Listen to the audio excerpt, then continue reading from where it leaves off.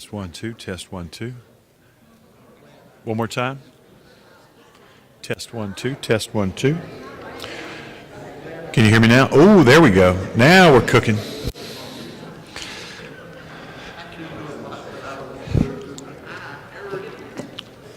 Well, good morning. It's past time for us to get started, so welcome everybody this morning. It's good to be back with you. Thank you for all the cards and texts and letters and calls and everything. It is a blessing to be in a place where you can call people on Friday and say, hey, I need you to preach on Sunday, and I need you to cover my class on Sunday, and they just jump right in. And so I'm blessed that I know John, I haven't had a chance to watch it yet, but I know John did a good job covering for me last week, and so I can't leave it alone. I tried to, but there's a couple things we need to talk about in that. But most people, if you ask them about David, know about chapter 17. They know David and Goliath. And then a few of us who have been around church for a long time, they'll know David and Bathsheba. And that's the highlights. As I said last time, David and Goliath is kind of it's kind of an object lesson. We talked about all of 16. Man looks at the outward appearance, but the Lord looks at the heart. Lesson. Because here's the appearance of this monstrous warrior giant and this young shepherd boy, and on paper that should not end the way it ends. And I think that is illustrative of that principle that was opened in 16, that things are not always going to be the way they appear. And we've learned that with Saul, we've seen that with David, and we saw that with Goliath. And we talked about last time, David shows up and his brothers is immediately impugning his motives. I know why you're here. You're just here to see the battle. Where's all them sheep you're supposed to be taking care of? And as an older brother, I can say sometimes we're a little hard, and I was probably a little hard on my brother this week, and that's just an older brother thing, I guess. I don't know. Maybe it's just us, but I can understand that. But David engages. He overcomes.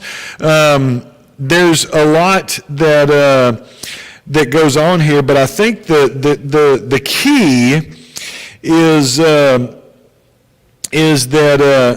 when David engages Goliath, he makes it clear that chapter 17, let's start about verse 45. They're out on the field of battle. The Philistine says, come to me and I'll give your flesh to the birds of the air and the beasts of the field. And then verse 45, David said to the Philistine, you come to me with a sword and a spear and a javelin, but I come to you in the name of the Lord of hosts, the God of the armies of Israel, whom you have defied. This day the Lord will deliver you into my hands, and I will strike you down and cut off your head, and I'll give the bodies of the host of the dead bodies of the host of the Philistines this day to the birds of the air and to the wild beasts of the earth, that all the earth may know there is a God in Israel, and that all this assembly may know that the Lord saves not with sword and spear, for the battle is the Lord's, and he will give you into our hand. I love that even in this moment, David says, it looks one way, but this battle is not about me and you. This battle is not about my skill as a warrior versus your skill as a warrior. This battle is not about my ability to wield a slingshot versus your ability to wield a spear. This battle is about God, and God's going to defeat you. And there's a lot of things going on there. First of all, there's that exuberant faith. I mean, you talk about putting your money where your mouth is. This is not just a game. If David loses, we don't go into overtime or we don't have a rematch. You die. This is real. And that kind of faith to step out there outside of the armor, outside of the weaponry, outside of all the trappings of battle, and just be out there as himself, he's not trusting in his ability with a slingshot. He's trusting in God. And that's what he says here. I'm not coming out here to fight you. I'm coming out here in the name of God. And you've defied God, and that's what's going to get you, not me. And I may be the instrument, but this battle is not about me and you. This is about God, and that's the way it turns out. And I think that gives us a glimpse. You know, you always ask, how can a man like David, who is, for all intents and purposes, not always a good guy, how does he still get called a man after God's own heart? And I think that faith is a big part of it. That you know, when Jesus is on the earth, what does he keep telling people? Your faith has made you well. It's your faith, and that's what's important. And David is stepping out here in this 100% faith. I'm putting my life on the line because I know God's got my back. And I think that is what God looks at and smiles. And that's just Jeff's opinion. That and $5 will get you a cup of coffee. But I think as we move into chapter 18, we get once not introduced, but reintroduced to a character, Jonathan, who is unfortunately often overlooked in the story of David. He's kind of a sub-character. What do they call a supporting player? You know, that's what they'd call him in the movies. He's kind of a supporting character, but Jonathan's a pretty amazing dude in his own right. If we look at Charles Spurgeon once said that Jonathan is wonderfully noble, lovable, magnanimous man that was heir to the throne of Israel. He's magnanimous for many reasons, but the greatest act of all is the fact that Jonathan voluntarily hands over his throne to David. Not only was he heir to the throne of Israel, being the son of the king, he was at least a decade or more older than David. Before David was born, Jonathan was already leading thousands of soldiers into battle, as is recorded in 1 Samuel 13, where Jonathan first appears. It's also clear that he is a brave and courageous warrior, but what connects them really is that same faith, right? Look at chapter, well, you go back to chapter 14 of 1 Samuel, and we see this first brief story about Jonathan. And you remember this story, we covered it briefly, but Jonathan and his armor bearer climb up the side of this cliff and kill over 20 Philistines by themselves, just the two of them. Now that's like an 80s action movie, you know? I mean, you remember those old Schwarzenegger and Stallone, all those movies, you know, you'd have one guy and he'd be taking on a whole army. That's what's happening. I mean, Jonathan turns to his armor bearer and says, verse 6 of chapter 14, then Jonathan said to the young man who was carrying his armor, come and let's cross over to the garrison of these uncircumcised men. Perhaps the Lord will work for us, because the Lord is not limited to saving by many or by few. Now, with that in mind, listen to 1 Samuel 17:26 again, when David says, who is this uncircumcised Philistine that he should defy the armies of the living God? Skip down to verse 36. Your servant has struck down both lions and bears, and this uncircumcised Philistine shall be like one of them, for he has defied the armies of the living God. You see their view of the world is very similar. Jonathan sees a garrison of 20 or more Philistines up on top of a cliff, and you know, he says, hey, let's climb up there and fight them. Maybe God will give them to us. I mean, that's pretty awesome. And David shows up and says, why is nobody fighting this guy? He's out here defying God. I don't understand why y'all are hiding in your tents. And it's the same mindset. And I think that's what draws them together. Let's put a timeout on it and say here, one of the modern, I call it TikTok theology. You can find somebody online all the time now that claims to be an expert in everything. And one of the things that you'll see on certain social media algorithms is the idea that there was some kind of homoerotic romance between Jonathan and David. There is no evidence of that whatsoever. And if there was, the Bible would tell us. The Bible doesn't hold back on things. You know, you read through the Old Testament, and it is not a fairy tale book of moral characters that we should try to emulate. It's a bunch of flawed, failed, messed up people. And when we get further into this story and we see everything that the Bible tells us about David, I mean, even in chapter 18, he's gonna go out to pay a dowry for one of Saul's daughters. The ancient historian Josephus, when he retells that, cleans it up because the Bible's a little bit too graphic for even him. So my point is, if that was there, I wholeheartedly believe the Bible would not have held back in telling us this. And so I don't see any evidence of that whatsoever. I see evidence of two men who are living in a time where religion is the order of the day, but not everybody is trusting in God. Sound familiar? And you'll see a lot of people who are, I mean, Saul's a great example. Saul is doing all the right things outwardly. He's going to the sacrifices, and he's making the sacrifices, and he's bringing out the ark, and he's doing all these things that he's supposed to be doing on the outside. But on the inside, he's not trusting in God. God's far from him. And the Bible tells us that. And you have his son, who surprisingly is a man of faith. 1 Samuel 18:1 says his soul was knit to the soul of David. This is language, remember we've talked about what I call the hyperlink, that the writer of 1 Samuel likes to use words and phrases that will make us think of things in the Old Testament.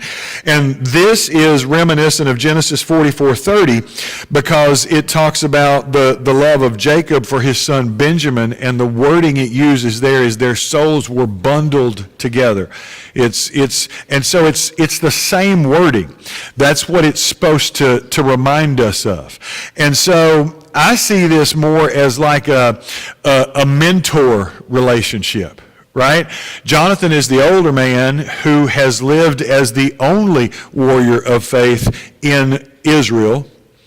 And David comes along on the scene, and Jonathan sees in him some of the things he sees in himself.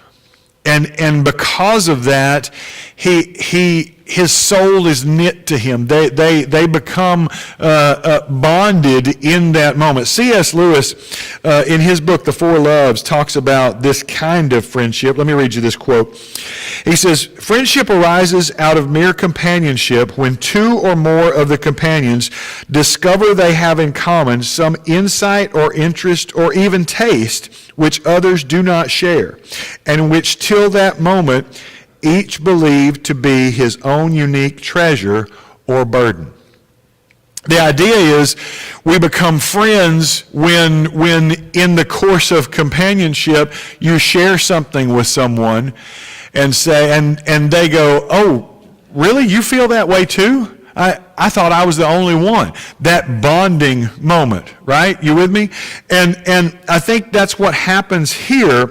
What unites Jonathan and David is not just battle. It's not just killing Philistines. It's not just dealing with Jonathan's crazy father. It's their love and trust in Yahweh and their devotion and faith. Now, here's the question that I want us then to discuss in relationship to that. Because we've seen throughout Scripture, going back even to Genesis, and then, of course, all the way to the end, God is interested in relationships, in community. You see over and over and over God blessing relationships. And I'm not saying relationships like our culture does and talking about romantic relationships. I'm talking about people being connected. whether it's friendships, whether it is romantic relationships, whether it's, the whole of the New Testament is establishing this community of faith that God blesses and wants to redeem. God seems to have a thing for community, right? So the question is why? Why is God so interested in community? Why does God bring a Jonathan into the life of David, or vice versa, a David into the life of Jonathan? Why does God want us? I think one of the things that we learned out of the pandemic is that we can do church online, but it's hard to have community online. And not to disparage anybody, if you're watching at home, God bless you. We want you to be part of this as much as you can. And one of the reasons we keep this going is so that you can be connected. Because that connection is really a lot of what our world's missing. We have, 1,000 friends on Facebook, and we may sit home all alone because we don't have any real connection. And so the question then that I want us to banter about just a little bit is, why is God so invested in community? Why is God so concerned with relationships, not just us and him, but among humans? Steve, did you have your hand up? I think partly because there's power in numbers. Okay. There's power in numbers. Elaborate on that a little bit.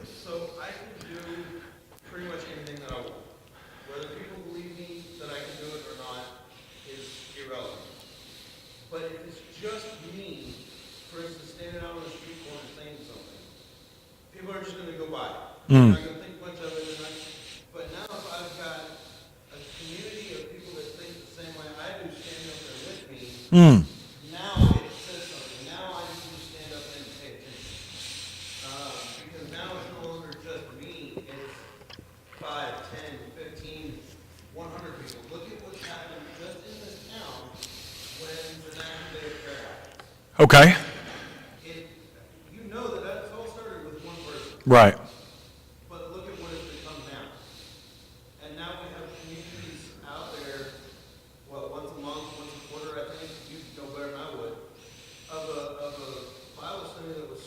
Yeah.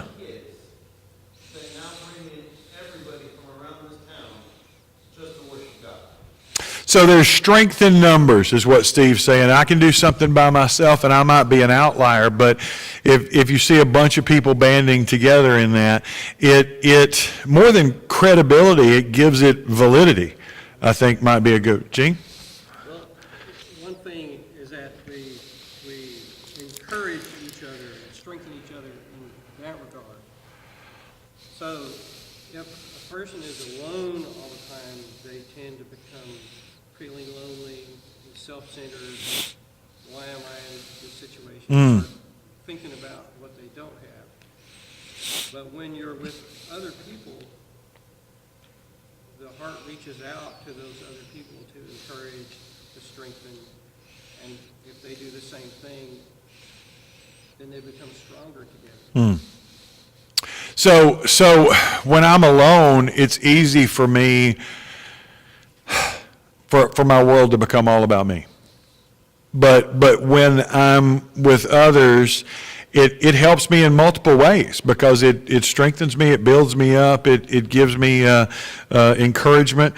But I think it also helps me to be, along with what you said, a little less self-centered. When even, and can we just be honest? Can we just be honest? Are we allowed to be honest in church? There are people that may get on your nerves at church. I know that's amazing. It couldn't have anything to do with why there's one on every street corner. But the point being, I think sometimes that's necessary too. Because those people that wear me out for whatever reason, I look at that and I go, God's got to feel the same way about me sometimes. God's got to be like, oh, here comes Jeff again. but no, seriously, I don't really think that he's doing that. But you get, I become a little bit, and it helps to, like Gene's saying, it helps to reflect back to me a little bit. I see myself through different lenses. You know, when I'm living alone and on my own and singled out, it's easy for things to become all about me. And sometimes I need something to break that. I'm going to go you and then.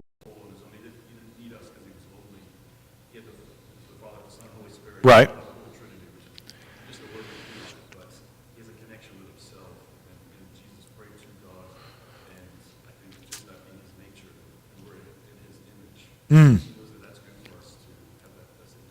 I like that. That the very nature of God is we believe a triune being, Father, Son, Holy Spirit. We call it Trinity, we call it whatever. But the idea is that God's nature is to be in community. Is what you were saying, and we are made in the image of God, and therefore we have that nature as well. We hunger for community. I think you see that, Jason. So, speaking from my own personal experience, and probably most of you know here, I do live alone. Mm-hmm. My dog, he still won't talk to me. But, I think you got to worry when he starts. so you do get lonely. Yeah. I mean, I do. And when I'm around people, I get happier. I don't know if you all know this, but I just went and visited my granddaughter and my son for Oh. 9 days. And I had a great time every day. It was a happy day around the people that I love. And so it just makes you feel better inside when you're with people. Right. And I hate to say this is a reason, but it is a reason why I come to church. Mm-hmm. Be around all you people. I love it. I love all you. And it makes you a happier person. I agree. That being in community, it does bolster you. I mean, I'll be real. We're being honest. This week, my nature is that when I experience some form of stress or trauma or whatever, I shut everybody out. And I know that's surprising because I'm kind of an extrovert, but I close it all down. And it's real easy to do that and to be, but it also makes you feel really lonely and really alone to close it all down. But we were blessed, to have lots of people who came alongside us this week and didn't allow that. People who really love you and really know you and are like, I know you want to be alone, but I don't care. You don't need to be. And I think sometimes that's necessary, that that does lift you up. And I think that's a big part of it too. Anybody I'm overlooking, Steve. I would also add that it gives you a sense of accountability. Ooh, okay, go ahead. It gives you some sense of accountability is what Steve said. I'm going to let him unpack that a little bit. Jason and I both, at least used to be a part of a group called CR. Mm-hmm. A lot of people know what that is. Right. There are days I don't want to go. I don't want to be there. I don't want, but at the same time, if I don't show up, what does that say about how my week was? Right. I don't want to show up to group having a bad week. Now, bad weeks happen. I mean, we all know that. Right. But I'm more likely to have a better week and to keep things in check and why I go to CR when I show up on Monday and somebody says, well, how do you feel? Right.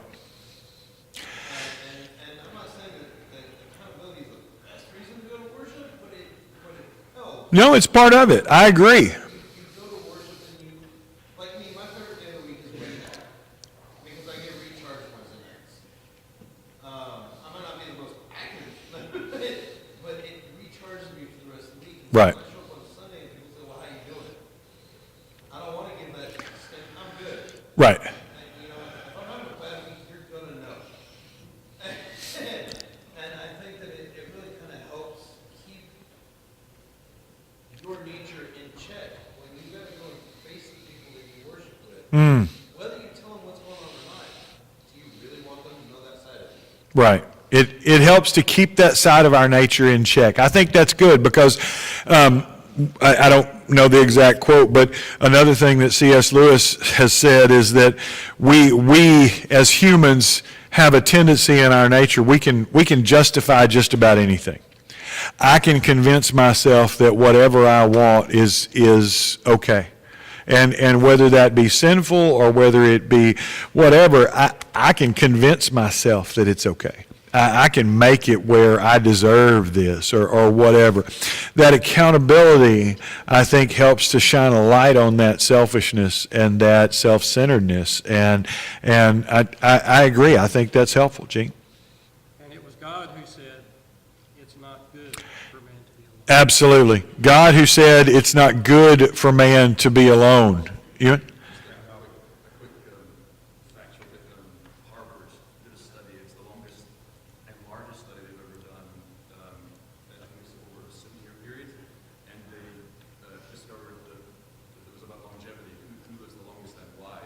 And they thought it was going to be their sleep, diet, exercise, and they ended up finding out it's community with family and those who next the most with their close relatives or community live the longest. That was like the key indicator. Wow, and I'm going to do a horrible job of restating this for the folks at home, but Harvard did a study, and basically it was people who were connected had more longevity and more health. Is that? I'm trying to restate it they lived the longest, and so obviously, God sees some value in community. Look at chapter 18, verse 1. Now, it came about when he had finished speaking to Saul, or your version may say, as soon as he had finished speaking to Saul. I think that's important just because we forget that these chapter breaks are not in the original. And this is one of those times where I think it's really obvious to us that big number 18 is not in the original. And so this flows out of that same story. Saul calls David aside, and whose son are you? And you're like, hasn't David been working for him all this time? Well, that is not surprising. Saul is a very self-centered man and probably barely knew the name of the harp player that sat in the corner.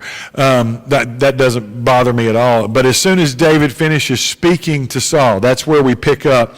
The soul of Jonathan was knit to the soul of David, and Jonathan loved him as himself.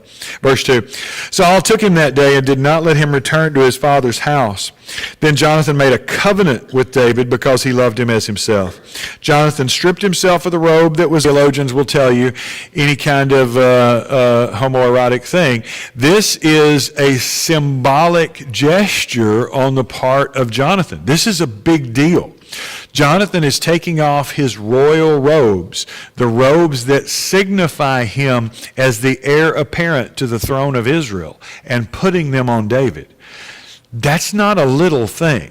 This, our sin-filled minds think that everything's sexual. This is not sexual. In fact, this is bigger than that, because this is a man who is by all intents and purposes a man of power and prestige, taking that power and prestige and putting it on someone else who he sees as having the anointing.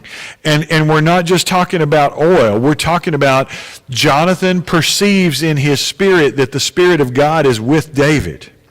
And immediately his first jump is, I need to bless that. I need to be part of that. I want to be connected to that. I want to honor that. And again, we've talked about how 1 Samuel is a book of contrasts, right? And you get the contrast between the heart of Jonathan and the heart of Saul. Because the heart of Saul is apart from the Spirit of God and selfish and hungry for power. The heart of Jonathan is one that is knitted to God. That's what we're told, right? And Jonathan is so in love with God that when he sees the Spirit of God on David, he wants to join in on that. When Saul, we're going to see here in this chapter, sees the Spirit of God on David, he's going to have a different reaction. And because that is less a commentary on David or what David is doing and more a commentary on the inner heart of that individual. Kelly. I noticed in chapter 17, before David goes to fight Goliath, Saul gives him all his armor. Right. And puts it on David, and David can't wear it. He says, I'm not used to it, and he takes it all back off, and just goes out in the field. And then you have, you're saying the contrast of Sean giving it to him, and he takes it willingly, and it seems to fit. It's very different. That's a good point. In 17, she's reminding us that Saul tried to put all of his armor on David, and it didn't fit. And I remember growing up, we'd get this visual of a little kid trying to wear his dad's boots or whatever, and that's part of it. But another part of it is that David is operating from a different place. And I mean, there's a whole sermon here where we could talk about how it. I remember when I was a youth minister, we had this one man in church, and he hammered me every week that I needed to be showing the Joel Miller film strips to those kids. And hey, those were technological advancements and great for evangelism for their time, but not for these kids. It's a different world. It's a different thing. And so the armor that served one generation is not always going to serve the next. And we have to remember that. And it's easy for us to say, well, this is the way we've always done it. Well, in a changing world, sometimes the way about sizes, I think that's a very good observation. That Jonathan is really, and once again, we start to see, I love that Tim Keller is one that was big on reading the Old Testament with Jesus in mind. And there's so many parallels that we see here. We see the anointed one. You know what the Hebrew word for that is? Messiah, the anointed one who goes out to fight evil in the stead of all the people. Come on, y'all, that'll preach right there. And then we have, the one who's supposed to be, who gives up all of his royal trappings for, come on. It's all right here, and it's hearkening towards this greater Messiah that's going to come one day, and who is going to, as Paul will say in Philippians 2, leave all of the royalty of heaven to become one of us. And so once again, we're seeing all that playing out here. Jonathan is a pretty amazing guy, and I say all in the shadow of David, but he's a pretty amazing individual. We'll pick it up in verse 5, I think,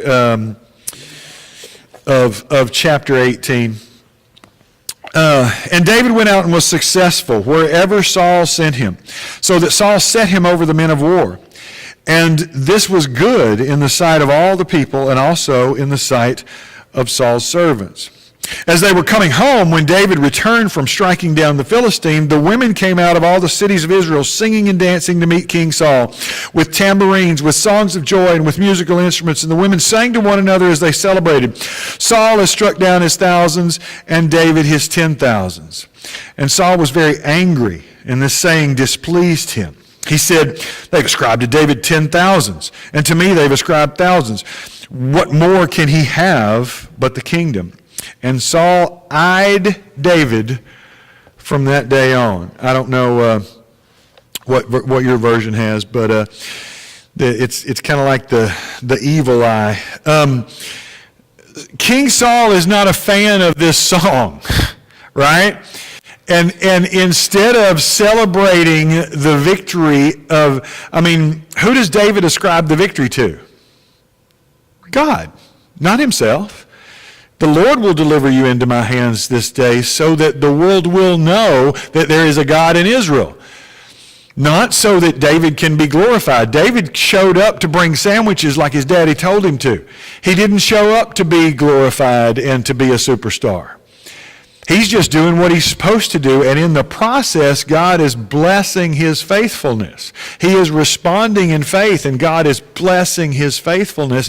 And instead of celebrating that, like Jonathan, who sees that Spirit of God in David and says, man, you are chosen by God. I want to be part of whatever God is doing in your life. Saul is immediately jealous and envious. Which I think is something we should take note of.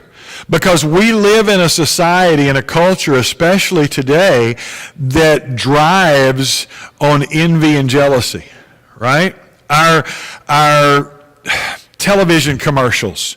If I drive this car, I'll be happier, or I'll look more like, if I drive a Lincoln, I'll be more like Matthew McConaughey, or if I take this beauty serum, I'm going to look like this supermodel, but that's at its root, this envy and jealousy. I want something that person has, and don't even get us started on social media. I can say this, most of y'all are old enough to get this joke. I can't use it with my kids because they don't get it, but we have a habit of comparing our B-sides to somebody else's greatest hits. And they don't know what a B-side is, but you know what I'm saying.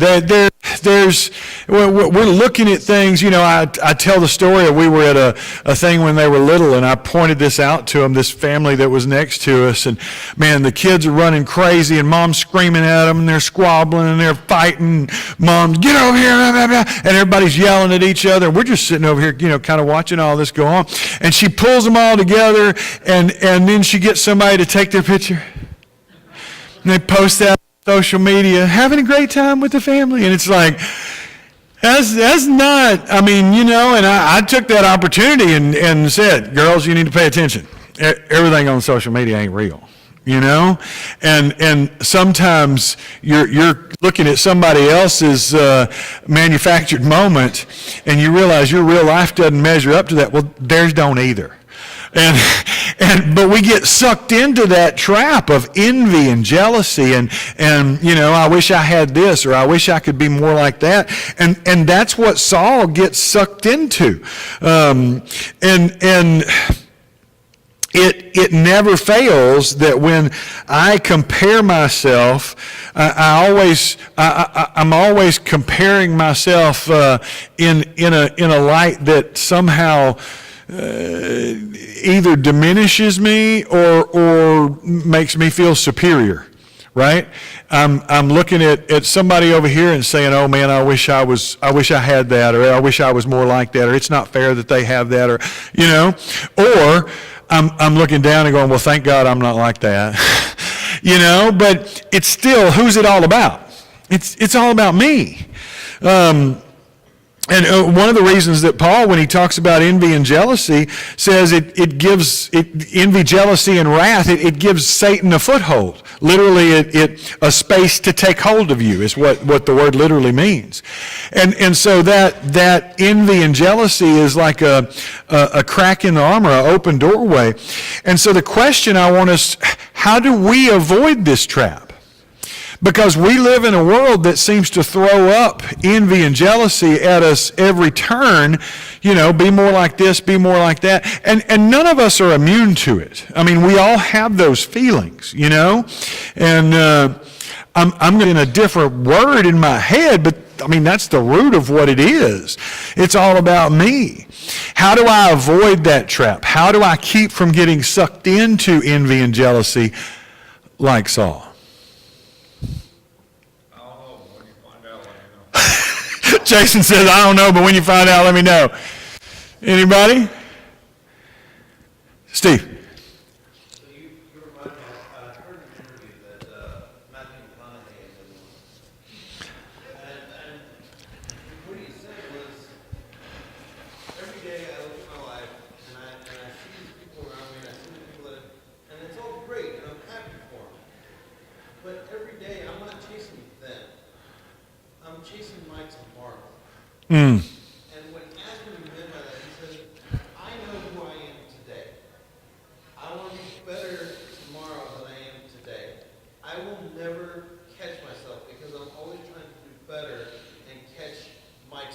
and catch you I am tomorrow. And I think that when you put that in a spiritual sense, we can never be perfect. We can never, ever match up to what God has done.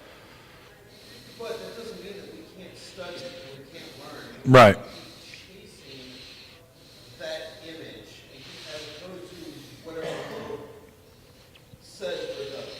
Steve makes a good point that when I'm comparing myself to others, that's one. But what really spurs growth is when I'm comparing myself to myself. Where am I in? I mean, it's one of the reasons golf is such an addictive game, right?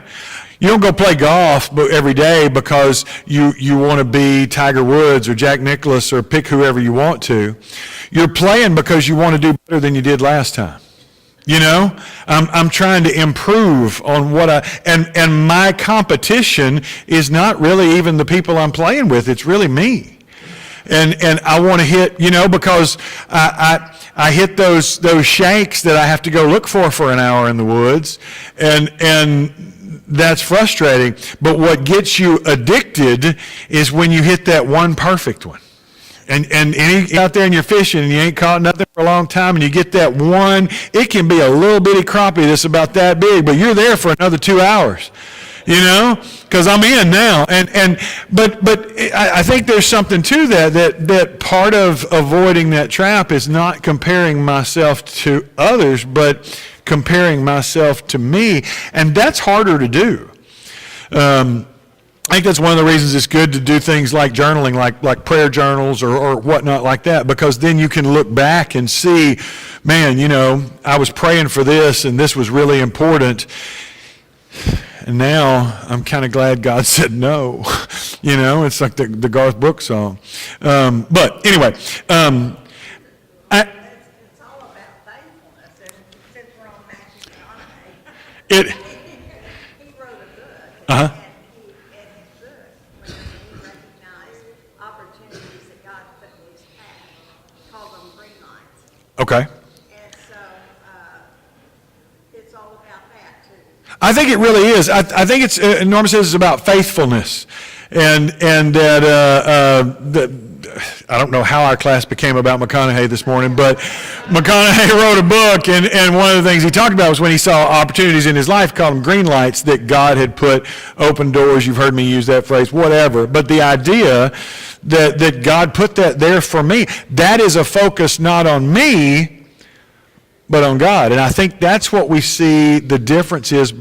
One of the big differences between Jonathan and Saul, Jonathan is focused on God.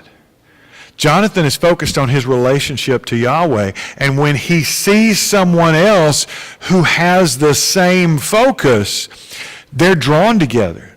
Their hearts are knit together because they're involved in the same thing. They're in the same place. And I think when I put my focus on God, it changes my entire life. Instead of worrying about poor me, if that's my tendency, instead of, that's one of the things we're going to talk about this morning as we start talking about thankfulness. Instead of why me, I'm like, wow.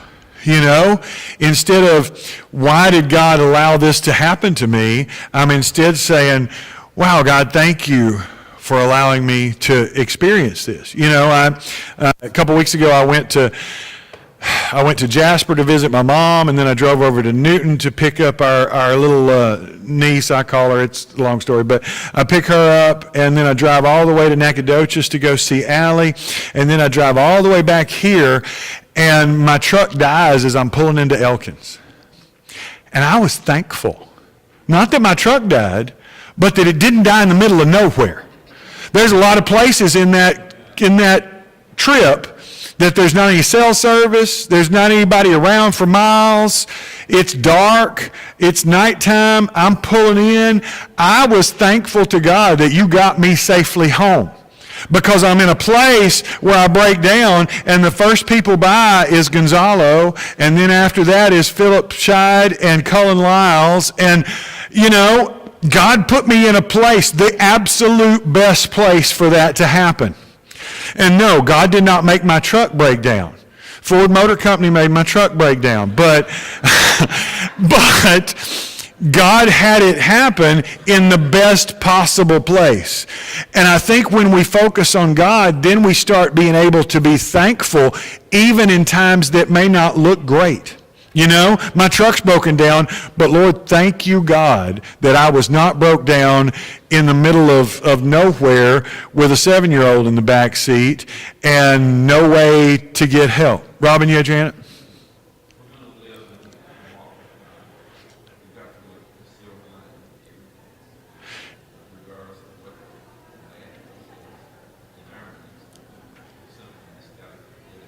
Absolutely. When we live and walk with God, we have to look for the silver lining in everything, not just what's going on in our life at the moment, but it makes us pull back and look at it from a different perspective, from a God-shaped perspective. It's a reason the guys calling plays at a football game are most of the time up in the press box. You know, they can see what's going on in a different perspective than you can right down on the sidelines where it's happening right in front of you. And anyway, all right, we're way over time, and I'm sorry.